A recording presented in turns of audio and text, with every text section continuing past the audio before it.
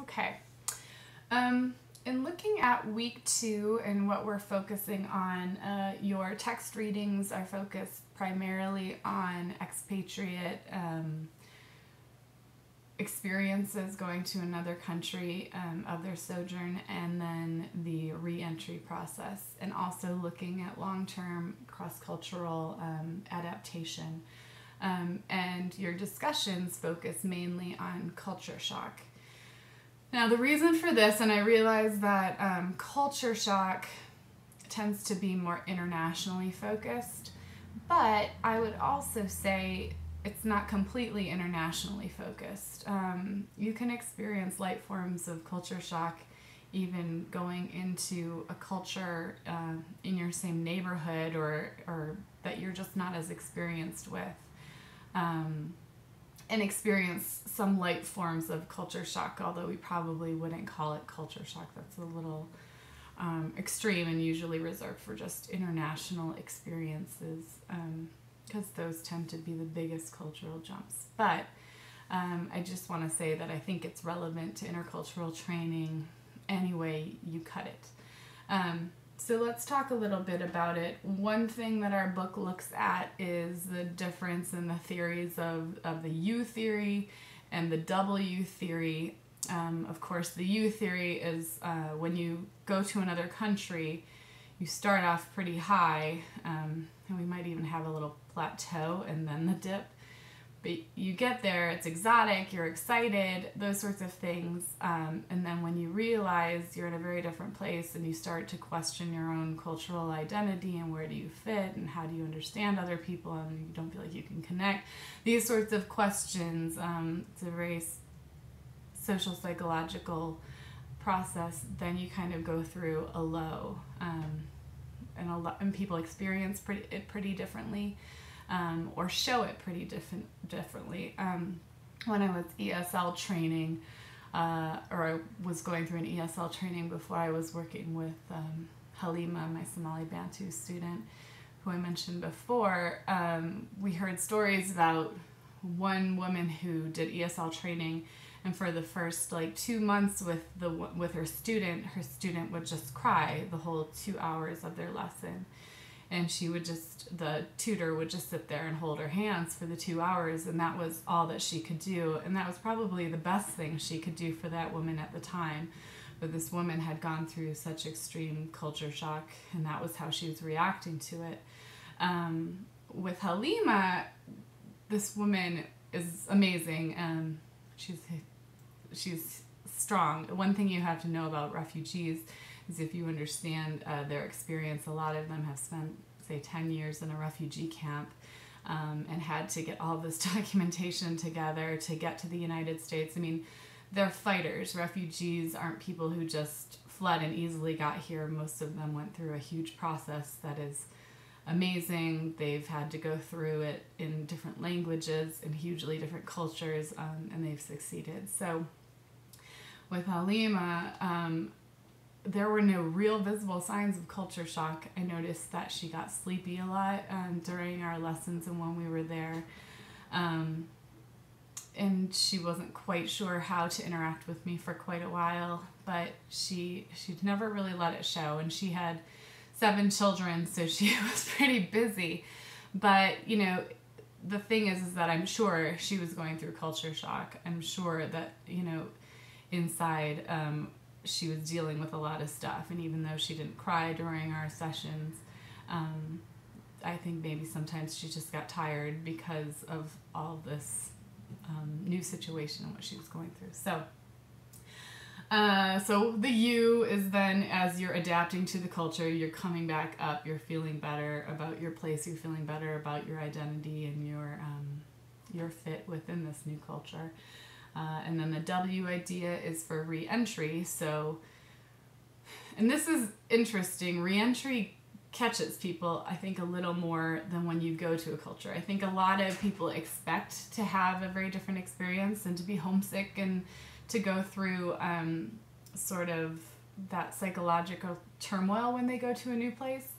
What a lot of sojourners don't expect is to go through that again when they come home. I think it's easy to forget that culture and places and communication systems are all dynamic and ever-changing. So it's easy for us, being away from a place for a long time, to assume when we go back that it will be the same, and it isn't exactly the same. Things have changed, the culture has shifted in certain ways, and there's small nuances, but when you're excited to go home and excited to go back to place and the place isn't exactly the same, that can be a pretty traumatizing experience. The other thing that people don't expect is that they will likely feel different when they do go home. They will have changed as a person and relate to things a little different. Things that seemed simple to them before, they may take pause around or give a second thought to. So re-entry is actually something I think catches people a little more off guard than the and it can really be as difficult, as challenging, and sometimes as traumatizing if somebody isn't prepared or even realizing what's going to happen when they go back. It can be pretty shocking.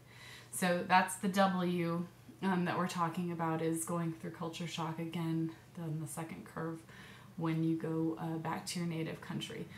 We're going to read a great article, I think in week 3, by Craig Engstrom on, he calls it cultural autonomy, and I call it self-reflexivity, and his argument for going through a process of understanding yourself and cultural identities, and to be kind of secure in that before you go through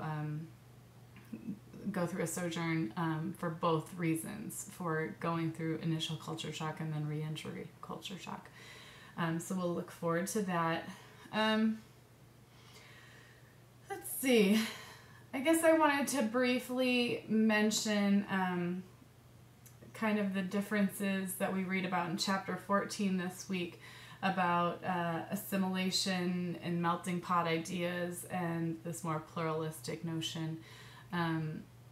It's interesting, and we can talk a little bit about the melting pot and assimilation in our discussion boards if it comes up, but as the book says, those theories have mostly been, those theories were kind of set out by the majority group that was hoping that minority groups would come and just become a part of their culture and a part of them. And that really never happens in mass. You have people who create their own communities within communities.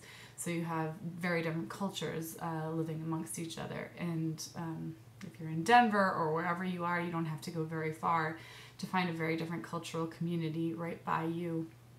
And that's the idea of pluralism. And I do like this idea of asking the two questions that the book poses. One, are cultural identity and customs of value and to be retained? And two, are positive relations with the larger society of value and to be sought? And I think that we have to pay close attention to these questions as intercultural trainers, because I think that we generally want both of those answers to be yes. We want to move towards integration, where you're able to value your own cultural identity wherever you go as the learner, but you're also able to value this new cultural identity, or the new cultural group that you're being integrated with, or that you're trying to be a part of. So this valuing of self and other cultures, I think, is generally what we want to strive for as intercultural trainers. So knowing that, we can use those two questions, almost turn them into our learning outcomes. We need to work with our learners for them to understand self, their own cultural identities, that there are value in those identities, and help them to be secure in those and who they are, but at the same time allow them to develop an appreciation for different types of cultures. And I think this really gets at the crux of why I think self-reflexivity is so important in intercultural training, and why we talk about it so much. And those of you who had culture and conflict with me, this is why we spend so much time talking about your own culture, and that's why we start there. because I really do think it takes those two pieces. And I think oftentimes self-culture identification and understanding is the part that gets lost.